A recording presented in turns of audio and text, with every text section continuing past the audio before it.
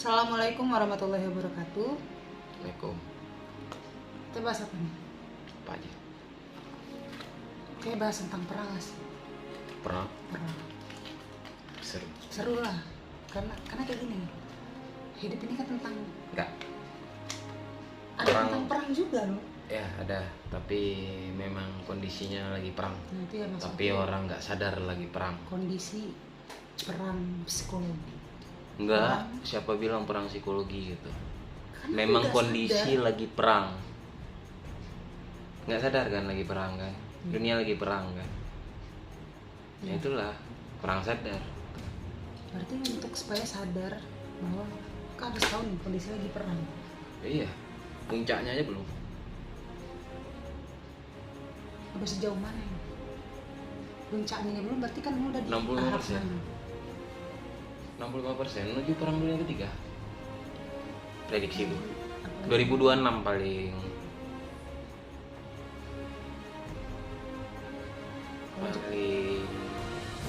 lambat gitu.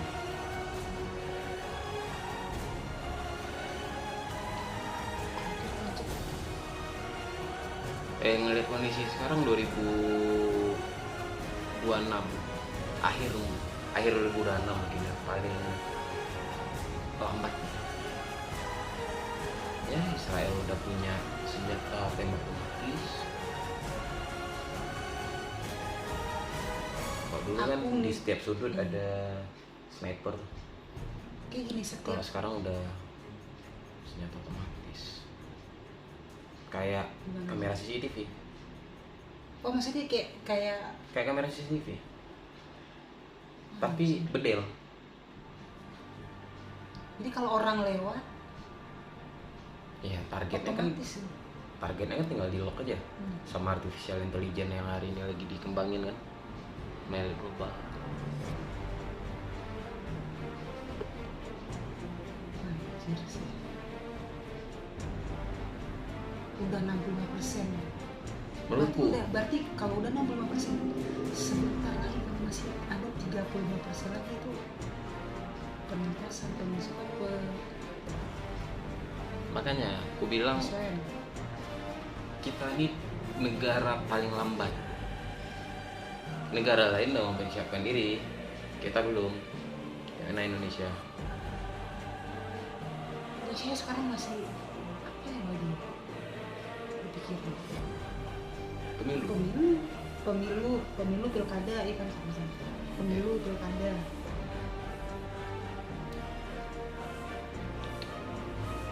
Maksudnya gimana ceritanya kalau misalkan ketika tiba-tiba yang puncak perangnya itu, nah, terus kan kita udah bagi sekarang kan Belum siap. lagi promosi artificial intelligence besar-besaran. Dan itulah alat yang digunakan untuk perang. Senjata baru. Saya tanya adalah milik global.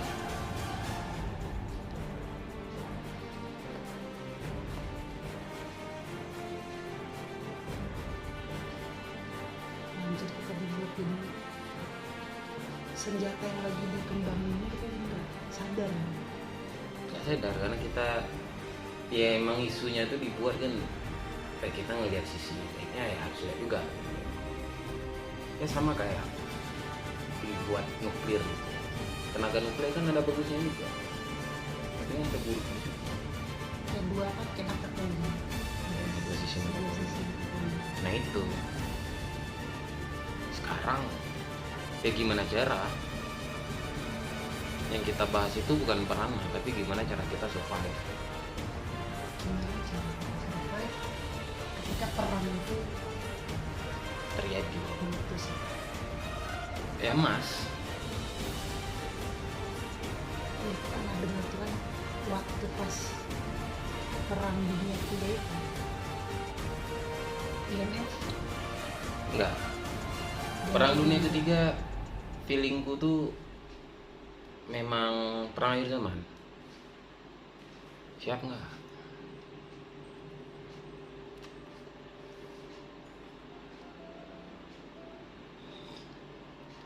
Udah perang siapin akhir diri zaman. nggak? Udah siapin mental nggak? kesadaran itu lah harus kita butuh. udah tanam apa kentang nggak, apa yang bisa dimakan lagi, jagung apa lagi, udah tanam untuk sendiri nggak? Itu sebenarnya kita mempersiapkan juga untuk diri kita sendiri. Apa yang kita tahu? Barang sama pemerintah, ya pemerintah.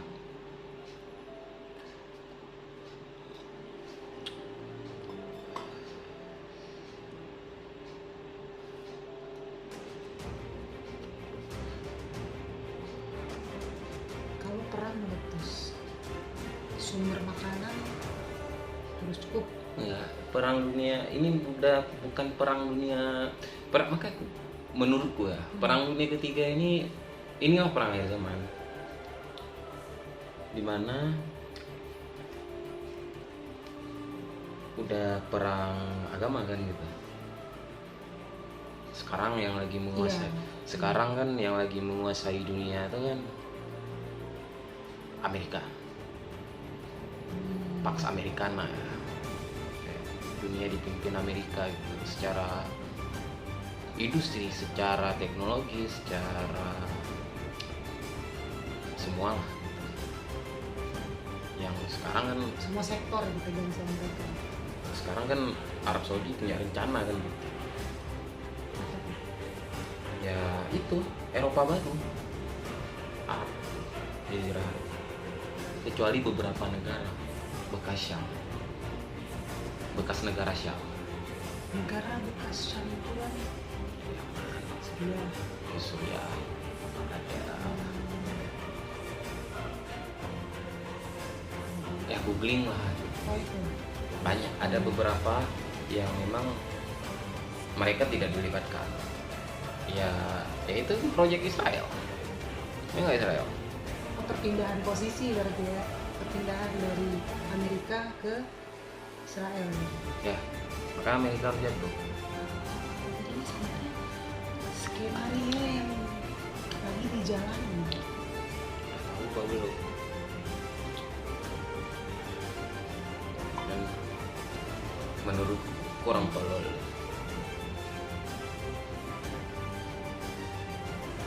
Tapi ini kan ini berarti terkaitannya sama seluruh dunia. Seluruh dunia ketika perpindahan kekuasaan ini terjadi kan berarti seluruh dunia juga. Iya, makanya aku bilang kan perang dunia ketiga ini kan perang akhir zaman gitu kan. Perwakilan dari Yahudi udah. Oh, negara Yahudi, Israel. Negara lagi ganas-ganasnya kan gitu. Negara Kristen mungkin yang sangat ngotot itu kan ortodoksnya Rusia. Putin. Karena dia pegang Islam kemana nih? Nah, pertanyaannya Islam kemana? Siapa yang harus diharapin? Perang akhir zaman. Perang akhir zaman itu kan nanti ya Islam harus terlibat lah. Gimana caranya Islam tidak terlibat gitu? Gimana caranya Islam ini ikut-ikutan gitu? Harus ada yang dipersiapin. Arab Saudi ikut-ikutan Israel, Turki ikut-ikutan NATO, Indonesia keikutan siapa? Keikutan Cina, keikutan Amerika, atau keikutan siapa? Atau tanya pemerintah lebih tahu.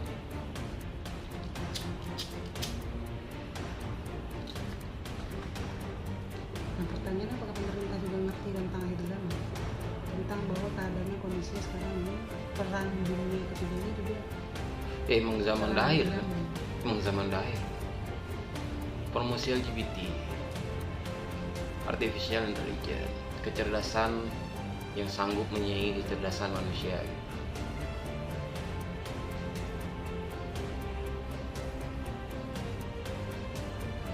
Ini emang agenda elit global.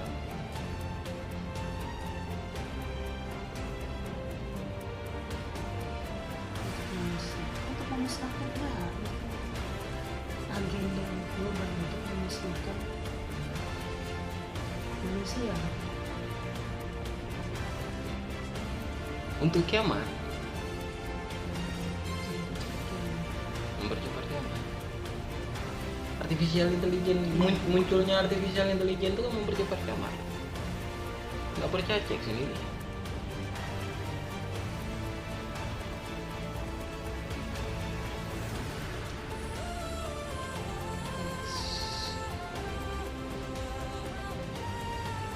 Cek sendiri oh. Artificial intelligence itu bisa menjelaskan dari awal bumi ini diciptakan, dari dia bisa jelasin tuh gimana Nabi Adam diciptain, dia bisa hafal Quran, dia bisa hafal semua kitab suci yang ada di dunia. Jadi aja. Jadi itu membahas representasinya dari maksudnya berdasarkan belajar satu-satu itu karena dia bisa tinggal Nah, inilah satu layar nih, satu mata. Dajjal itu bisa ke sudut-sudut kamar setiap orang itu dalam sepersekian detik. Mungkin kayak di film tuh. Upload aja satu berita, kesebarnya ke seluruh dunia. Semua orang apa yang ada di setiap kamar. Semua orang punya smartphone di genggamannya kan.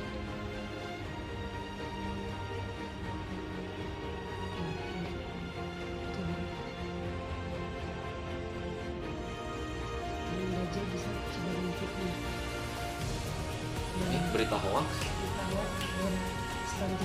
Kenapa orang zaman sekarang tuh lebih gampang kena berita hoax daripada orang zaman dulu? Orang zaman dulu punya HP. Kalau ada HP pun bukan smartphone. Berita tuh dari koran, dari TV.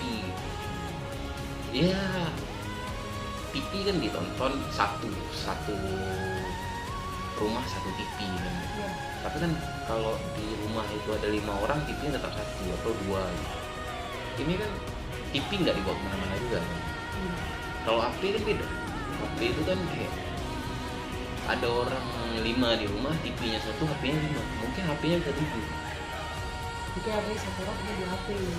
Ya gitu. Dan dari situ kan sinyal-sinyal itu kan dimainkan. Algoritma sedang dipermainkan gitu, semuanya sudah dimainin. Ya kayak aku tanya, siap nggak kita? Apa yang kita omongin, yang kita gunakan sampai dia lihat kan ada di HP. Ada. Langsung. Jadi maka aku pengen bikin video. Sadap dulu, direkam. Iya, makanya aku pengen bikin video. To the point aja lah. Perang dunia ketiga, perang akhir zaman. Udah muak.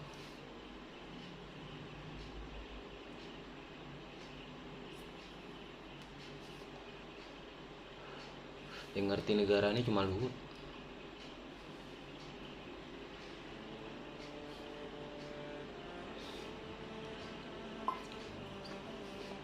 Yang ngerti negara ini cuma Luhut.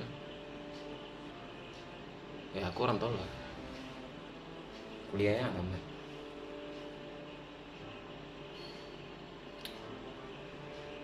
Jadi kan bukan soal siapa yang paling ngerti. Bukan. Siapa paling sadar?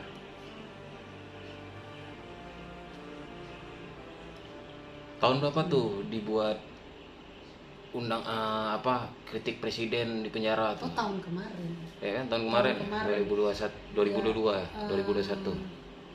Seingat aku kalau antara 2001 atau 2022. Ya kan Akhir tahun. Iya dibuat yang kritik presiden itu kritik di penjara, yang kritik pemerintah ya. Wah, terlalu ingat lagi yang kritik presiden, yang kritik jajaran pemerintahan sampai dari ke DPR sampai ke KDS kecil sekalipun kan perangkat desa. Semua pejabat. Siap. Nah, itu kan agendanya kan di situ dulu. Nggak boleh mengkritik gitu. Lalu pada akhirnya nanti mungkin di 5 atau 10 tahun kemudian, nggak tahu di 10 tahun kemudian atau di 5 tahun kemudian mungkin atau di 10 tahun kemudian. Agenda elit global ini kan panjang lah, propaganda.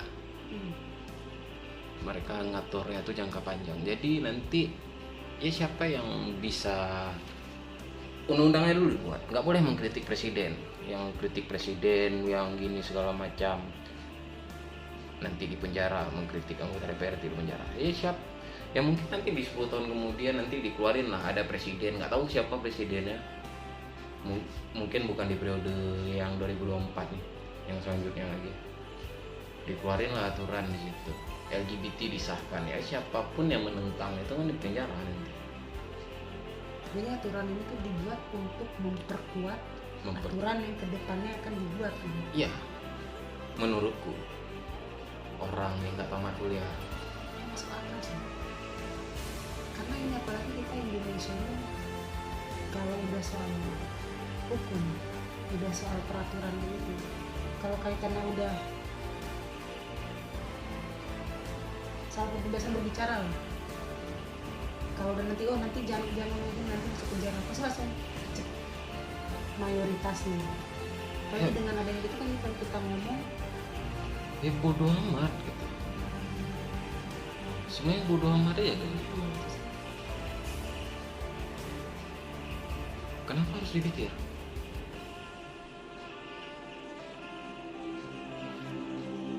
Ketika pemerintah itu anti kritik, dia nggak bisa jawab kritikan aja udah gitu. Harusnya dia tinggal menjawab kritik kan, secara elit lah. kritik ada untuk dijawab. Ya kan kita butuh jawaban, dan kita disuruh mengkritik ya sampai membabi buta. Malah kalau di Amerika itu kita boleh pijak-pijak untuk presiden. Di sini kita pijak nggak, kita mau hormati, kita minta solusi. Solusi apa nih? Nggak usah bahas perang lah gitu. Bahas kemiskinannya nggak selesai. Kenapa? Ya karena sekali lagi orang miskin itu alat untuk kampanye. Ya enggak? Politik ya. Ya enggak, tanya sama anggota DPR tuh, tanya sama eksekutif tuh. Berani nggak dia kampanye di muka intelektual? Berani nggak dia kampanye di kampus gitu? Kampanye di mana? Di tempat orang miskin, kasih uang 100.000 untuk milih dia gitu kan. Cak bikin sekali kampanye di tempat umum gitu, yang di situ boleh didatangi siapapun gitu. Ya kan kita niatnya untuk cari calon terbaik ya, bukan untuk ya kita serang habis-habisan gitu. Untuk cari calon terbaik kan berarti semua masyarakat dari semua lapisan harus boleh bertanya. Ya kita serang habis-habisan. Kenapa kita harus serang habis-habisan? Ya supaya nanti suatu hari nanti ketika negara kita diserang, dia bisa jawab. Kita serang aja, dia bisa jawab. Kita dibungkam, tolol. Tahap ujian itu kan memang uji. Kenapa dibilang tolol? Karena ketika dikritik tidak bisa jawab, dibungkam orang yang mengkritik itu, artinya tolol kan? Kalau dia ingin dibilang cerdas, ingin dibilang pintar, jawab.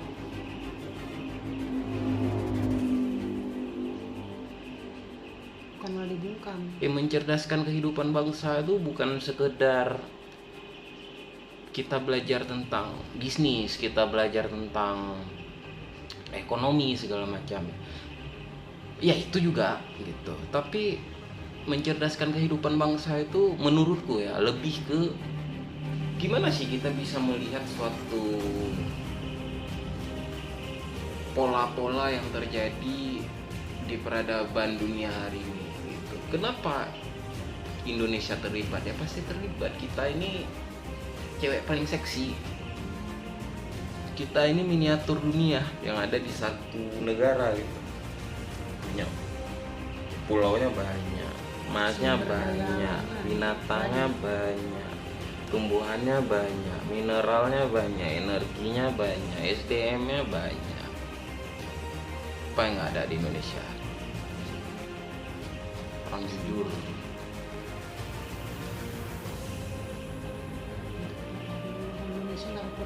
komentar dia kurang jujur. Jujur kurang di sini. Jadi kayak gitu kan. Makanya yang harus digas ya itu 2024 ini ya kita harus betul-betul ya 2026 itu kita siap atau tidak siap perang ya tergantung siapa 2026. Kita mungkin nggak berperang, kalau kita berperang kita kalah telak. Dari sistem teknologi dari sistem Oh no. Yang siap berperang 2026 itu cuma orang yang udah mempersiapkannya dari sekarang. Kita telat 100 langkah. harus ribut berarti kita harus Nggak bisa. Apa ngebut kemana? Akhirat. kita kelas 100 Bela negara, buang tembak kena nuklir. Kita punya nuklir. Kita punya Iron Dome. Enggak. Jadi sekarang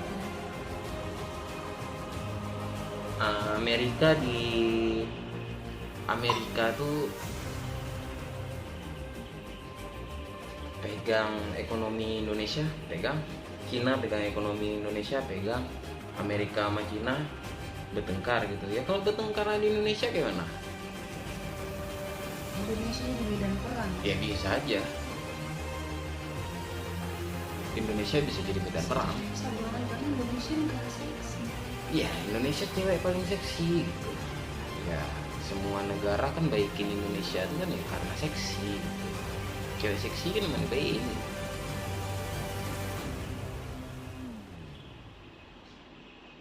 Supaya bisa diambil Supaya? alami supaya bisa Kan dengan mereka lah. iya gitu. Cuman kan permasalahannya kan kita nih apalah, kita nih cuman rakyat jelata. Jelata. Rakyat jelata tuh diem gitu. Misalnya ngomong tolol kan rakyat jelata.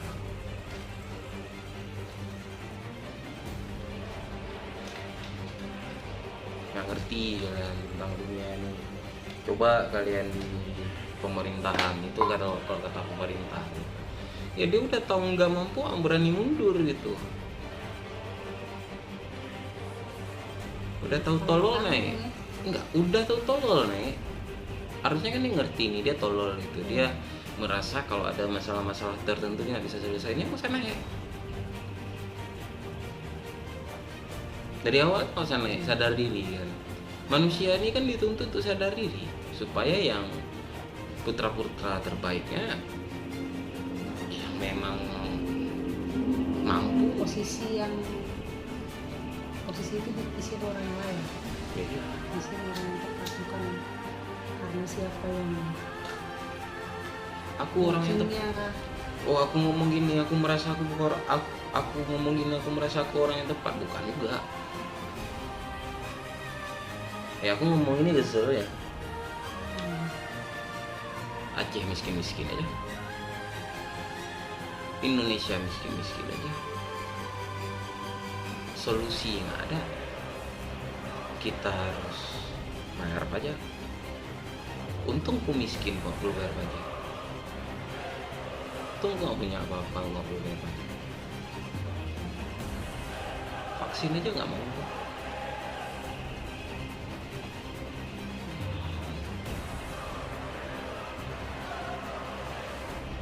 Negara merdeka itu kan negara yang bisa menentukan nasibnya sendiri ya. Kalau kita di masa Covid wajib vaksin gitu, kita nggak bisa menentukan pilihan. Padahal di masa Covid ya, ini kita bahas lagi lah masa Covid itu ya, mungkin udah terlalu basi ya mungkin untuk dibahas gitu karena Covid pun udah nggak ada gitu, tapi kita belajar lah di situ. Latah ya, latah ikut-ikutan. maksudnya kita nggak berani untuk mengeluarkan inovasi kita sendiri ya. Vaksin Indonesia nggak dipakai nyatanya gitu, padahal ya harus ikut Luhut lah pokoknya. Apa kata Luhut?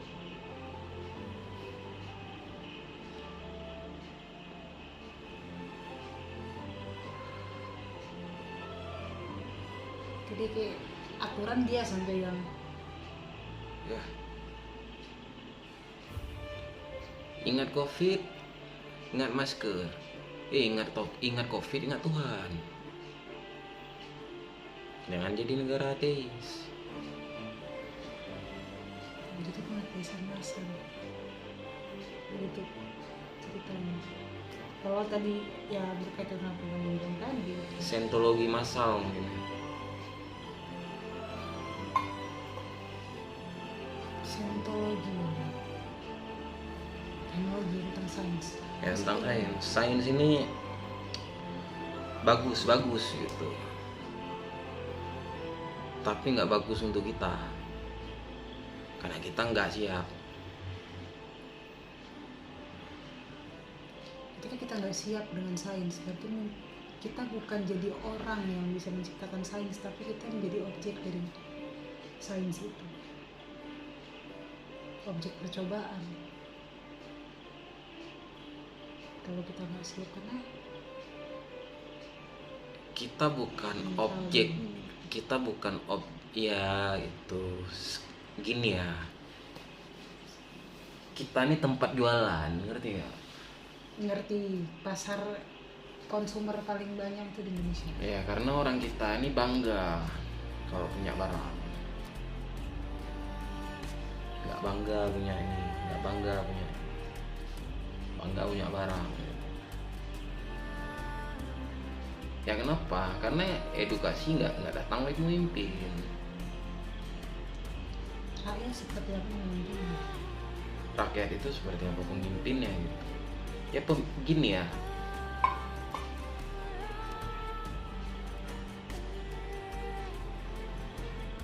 Seribu kambing dipimpin satu harimau. 1000 kambing itu jadi harimau. Tapi 1000 harimau dipimpin satu kambing. 1000 harimau itu jadi kambing.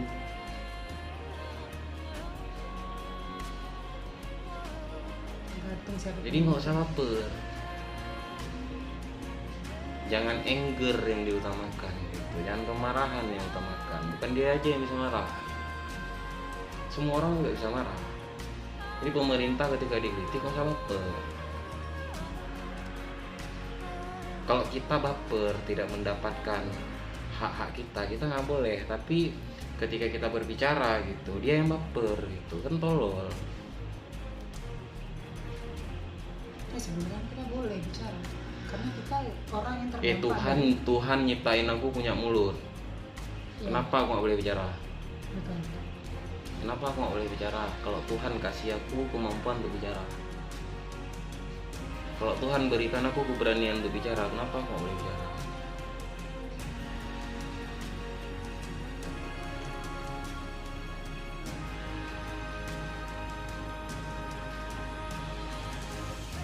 Oh kalau bicara nanti kritik pemerintah, ngomong-ngomongin apa nanti di yang kita tololin itu kan bukan pemerintahnya ya. Iya, tapi sikap dia itu keputusan. Iya, cara dia memerintah gitu. Ya dari bahasa aja udah pemerintah gitu, bukan pengelola kan gitu. Makanya cuman bisa perintah, nggak bisa mengelola gitu. Ya kelola lah. Sumber daya alam banyak, kenapa nggak bisa dikelola? Kenapa misalnya gini? Gimana? Kayak ada tambang gitu. Kita lebih bagus kasih tambang itu ke orang, bukan kita nyari duit untuk apa gitu. Salah satunya legalisasi ganja gitu. Kita kelola sendiri.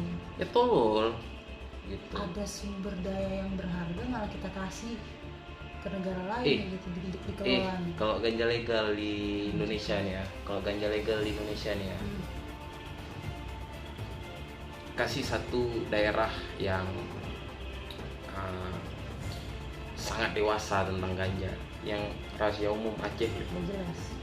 Aceh jadi wilayah percontohan gitu. Kita bisa buat satu skema baru gitu, satu bisnis baru, wisata medis, spot-spot wisata no alkohol tapi bisa berganja.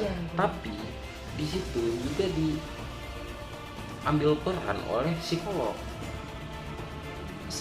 psikiater gitu. psikolog ya nanti Apa ada tuh? Untuk apa tuh? ya untuk gini aku misalnya aku butuh medis gitu, medis ganja gitu ya, jadi kan sambil dikasih ganja ya sambil dikasih pemahaman gitu, ngerti nggak maksudnya?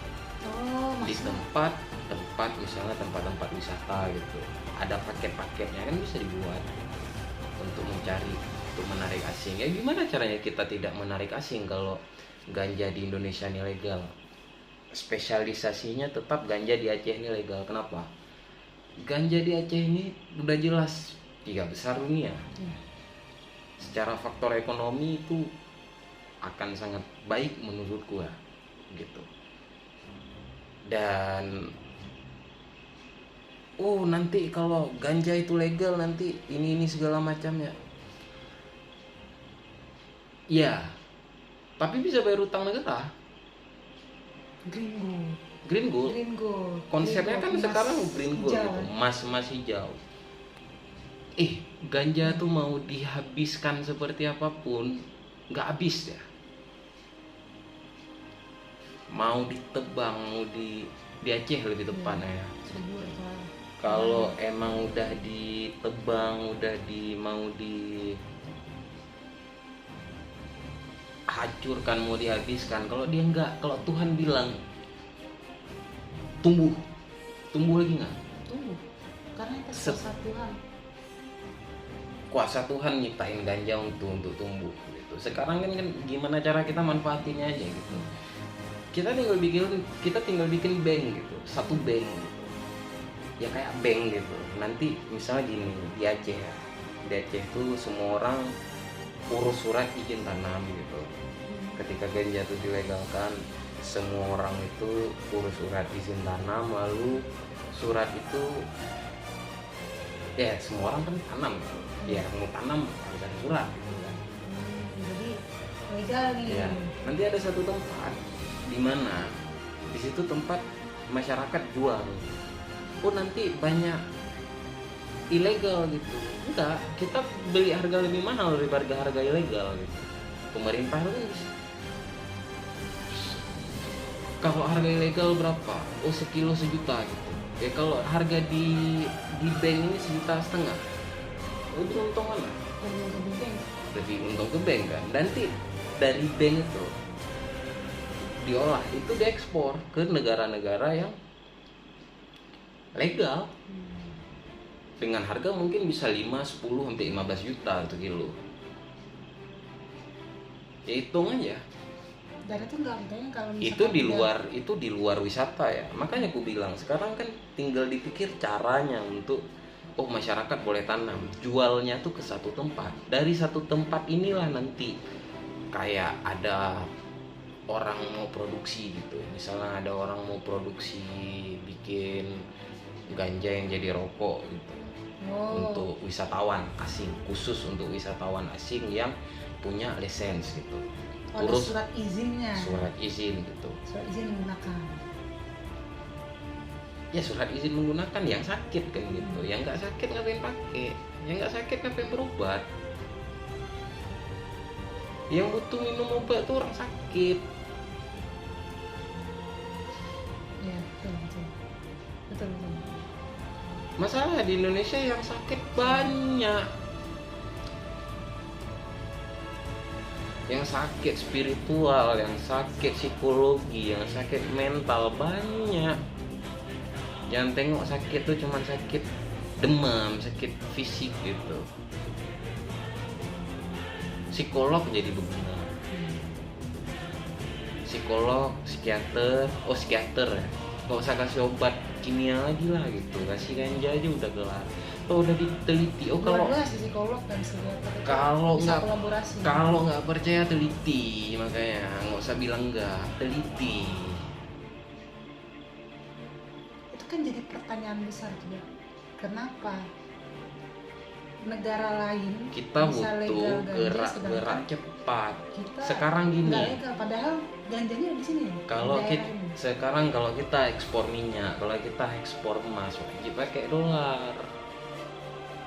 Menarik nggak? Kira-kira kita kalau mau ekspor tuh yang menarik ya. Apa misalnya ganja Aceh itu bisa jumlahan limited ya. Gitu kalau semua orang dikasih tanam gitu. Setiap rumah di pot-pot gitu ya. Ya dengar lo bilang. Boleh tanam itu artinya kan banyak juga.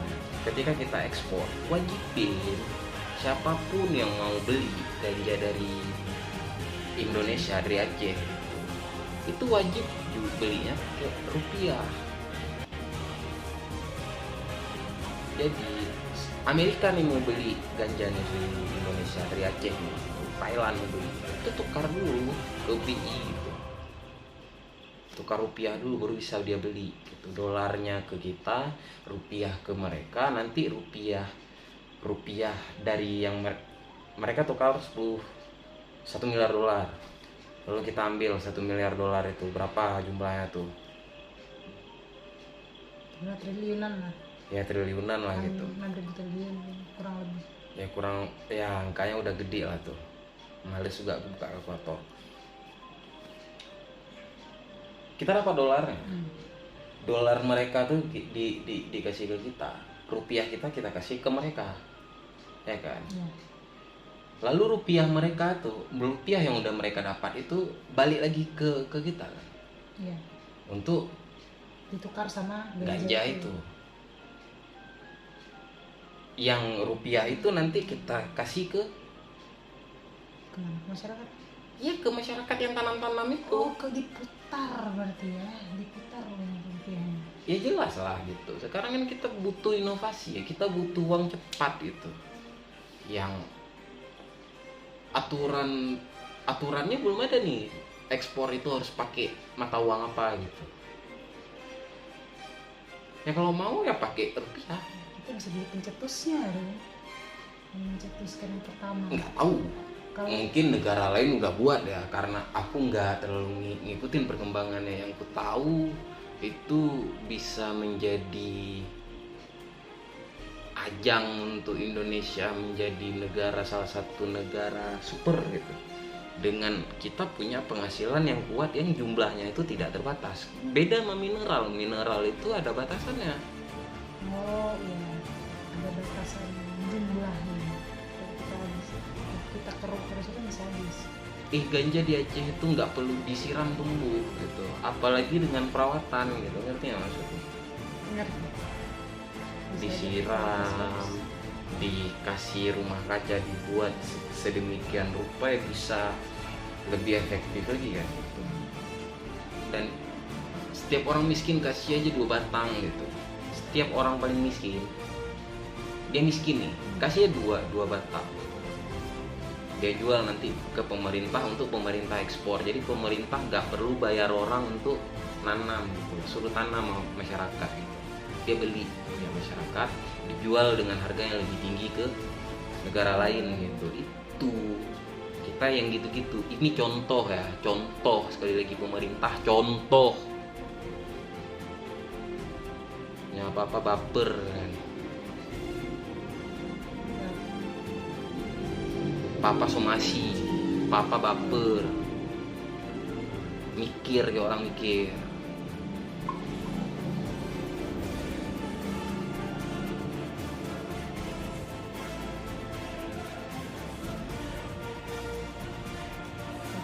Negara superpower, tapi powernya udah ada. Cita-cita banyak, makanya aku males bahas cita-cita. Banyak nih cita-cita, nggak ada satupun yang dieksekusi. Bedanya cita-citanya orang-orang tolol ini nggak ada power nih, tolol gitu, nggak ngerti ekonomi, nggak ngerti masalah ABCD, cuman dia yang ngerti ya. Nah ini ya kita ngobrol lah. Ya kan, makanya aku ya udahlah bikin ya video bahas ganja. Kenapa emang ngebahas ganja? Kenapa takut sama ganja? Sabu iya, dia push. Nah karena itu Buatan manusia, ganja buatan Tuhan.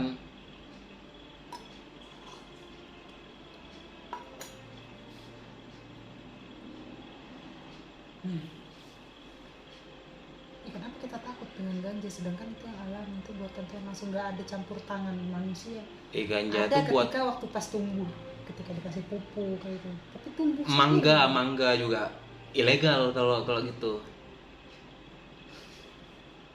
ya betul karena alami dia tumbuh. Ya dia ciptaan Tuhan, kadarnya itu udah ditentuin Tuhan gitu. Beda sama obat-obatan lain, sabu-sabu, obat-obat yang dibilang drugs ya, yang lain narkotika gitu. Ya itu buatan manusia gitu. Ya ini buatan Tuhan gitu. Tapi setahu aku lo ganja itu tanaman spiritual. Ya memang itu tanaman spiritual. Berarti kan dampaknya bagus ke tubuh manusia. Ya itu di episode selanjutnya kita bahas. Oke. Assalamualaikum. Assalamualaikum.